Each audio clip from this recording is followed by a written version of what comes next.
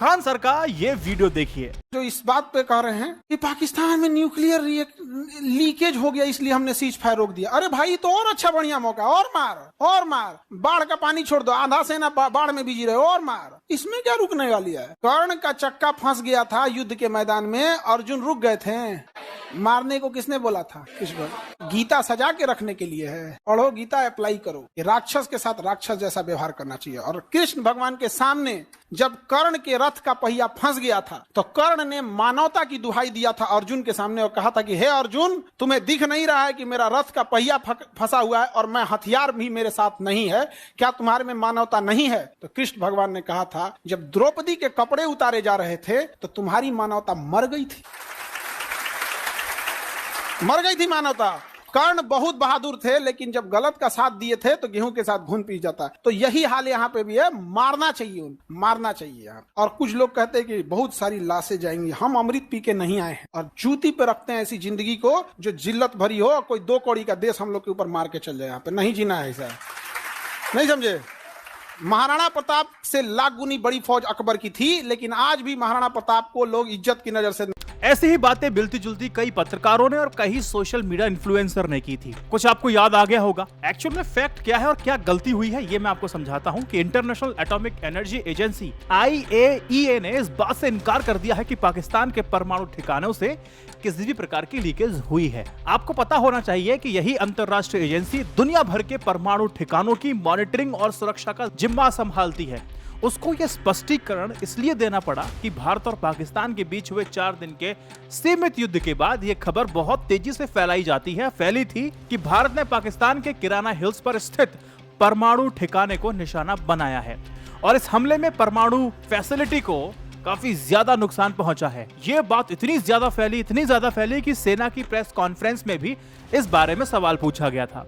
बड़े विनोद पूर्वक और इसका ढंग से जवाब ना सेना ने भी दिया और सवाल को आराम से टाल दिया। सेना की ओर से पत्रकार को कहा गया कि आपने अच्छा किया जो बता दिया कि किराना हिल्स पर पाकिस्तान का परमाणु ठिकाना है, हमें इस बारे में कोई जानकारी नहीं थी। इस पर अपनी एक बात कहूं मैं आपसे, पत्रकार हो, इन्फ्लुएंसर हो, एक्सपर्ट हो, भारत की तरफ से पाकिस्तान की न्यूक्लियर ठिकानों को ठोक देने की या उससे रिलेटेड जो भी थ्योरी चल रही थी उसको लगातार मिर्च मसाले देकर के हवा तो दिया जा रहा था ना। वो कि भारत देश का भला नहीं कर रहे थे, वे दुनिया के सामने भारत को ना न्यूक्लियर मामलों में एक गैर जिम्मेदाराना देश के तौर पर पेश कर रहे थे, उसकी कोशिश कर रहे थे। ये जाने अनजाने में हो चुका है, सिंपल सी बात थी। अब दूसरी और सिंपल बात बताता हूँ। रिकॉर्ड करने से पहले खबर आती है कि पाकिस्तान के लिए जासूसी करने के आरोप में हरियाणा के एक यूट्यूबर है ज्योति मल्होत्रा को गिरफ्तार किया गया है। पाकिस्तान उच्चायोग में तैनात पाकिस्तानी कर्मचारी एहसान और रहीम उर्फ दानिश ने ज्योति मल्होत्रा को डिनर पर बुलाया था। इस दौरान दोनों के बीच में बातचीत होती है और यूट्यूबर ने उनके साथ एक वीडियो भी रिकॉर्ड किया था। बाद में दानिश और उसके साथी अली एहसान ने ज्योति को पाकिस्तान के खुफिया अधिकारियों से मिलवाया था। अब ज्योति ने जट रंधावा नाम से नंबर सेव किया था।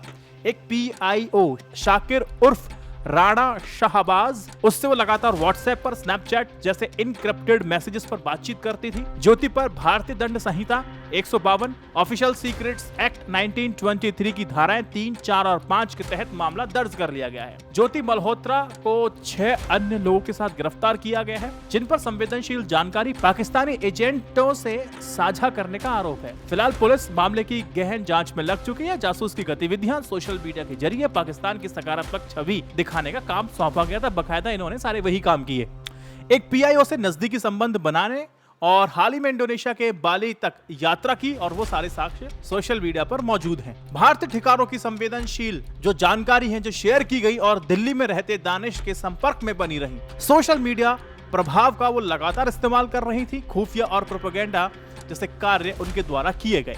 यहाँ ना कुछ चीजें खटक गई थी वैसे, और जो मैं सोच रहा था उसी सोच को मुझे एक ट्वीट मिला उसी सोच से मिलता जुलता, तो मैं चाहता हूँ कि वो आप ट्वीट देख लीजिए और वो इन्वेस्टिगेशन का एक नया तरीका खोल भी देगा और आपके दिमाग का ताला भी खोलेगा। आप एक बात बताइए, पाकिस्तान को सेंसिटिव सूचना देने के आरोप में एक ट्रेवल ब्लॉगर इन्फ्लुएंसर को अरेस्ट किया गया है। यहाँ तक एक्शन ठीक है, लेकिन अगर ऐसा है तो फिर एक्शन यहाँ नहीं रुकना चाहिए और आगे भी जाना चाहिए। इन मंत्रालय और विभागों में सालों से जाने वाले तमाम जर्नलिस्ट और खुद यहाँ काम करने वाले सामान्य से कर्मचारी तक के पास सेंसिटिव तो छोड़िए भाई साहब, छोटी छोटी इंफॉर्मेशन इनके पास नहीं होती। तब ऐसी सूरत में इस ब्लॉगर तक ऐसी सूचना कौन दे रहा था? कोई जिम्मेदार पद पर बैठे लोग ही तो होंगे जो इस सूचना दे रहे होंगे। अब पाकिस्तान की एजेंट बनी ब्लॉगर ने किसे यहाँ एजेंट बनाया?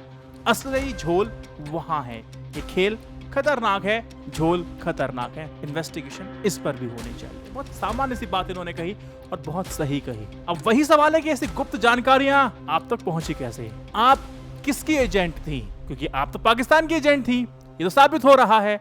लेकिन आप किसकी एजेंट थी अंदर वाली? अंदर से कौन कर रहा था? कौन सूचनाएं दे रहा था? अब ये खुलासा होना बाकी है। कमेंट सेक्शन मुझे आप बताइए ऐसे कौन से अकाउंट हैं जिनको आप सजेस्ट करेंगे कि इन पर भी नजरें बनानी चाहिए, सरकार को देखना चाहिए और इनकी गतिविधियों को भी चेक करना चाहिए। ऐसे कौन सा अकाउंट है मुझे कमेंट सेक्शन में बताइए। और हमारे कमेंट सेक्शन बहुत जिम्मेदाराना लोग पढ़ते भी हैं, इसलिए मैं आपसे कह रहा हूँ नाम बताइए, मैं भी देखता हूँ और हम भी अपनी कुछ इन्वेस्टिगेशन करेंगे।